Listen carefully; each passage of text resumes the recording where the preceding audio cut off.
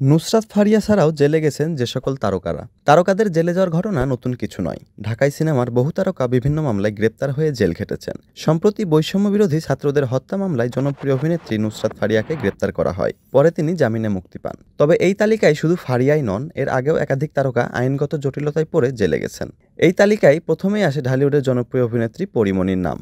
2021 সালে র‍্যাব বনানী তার বাসায় অভিযান চালিয়ে তাকে আটক করে। পরবর্তীতে তার বিরুদ্ধে মাদক আইনে মামলা হয়। প্রায় 27 দিন তিনি কারাবন্দী ছিলেন। জামিনে মুক্তি পাওয়ার পর তিনি আবার অভিনয়ে ফেরেন। যদিও ব্যক্তিগত জীবন নিয়ে তিনি আবারও সমালোচিত হন। এরপর আসে অভিনেত্রী মাহিয়া মাহির নাম। 2023 সালের মার্চ মাসে মাহি তার স্বামীর সঙ্গে ফেসবুক লাইভে এসে গাজীপুর মেট্রোপলিটন পুলিশের বিরুদ্ধে দুর্নীতির অভিযোগ তোলেন। এর জেরে ডিজিটাল নিরাপত্তা আইনে তাদের নামে মামলা করা হয়। সৌদি আরব থেকে দেশে ফেরার পর বিমানবন্দরে মাহিয়া মাহিকে গ্রেপ্তার করা হয়। প্রায় 11 ঘন্টা পুলিশের হেফাজতে থাকার পর তিনি মুক্তি পান। এছাড়াও সম্প্রতি সঙ্গীতশিল্পী মমতাজ এবং নোবেল গ্রেপ্তার হয়েছেন। মমতাজকে বৈষম্য বিরোধী ছাত্রদের হত্যা মামলায় গত 12 মে ধানমন্ডির একটি বাসা থেকে গ্রেপ্তার করা হয়। তার বিরুদ্ধে খুনসহ একাধিক মামলা রয়েছে। বর্তমানে তিনি জেল হাজতে রয়েছেন।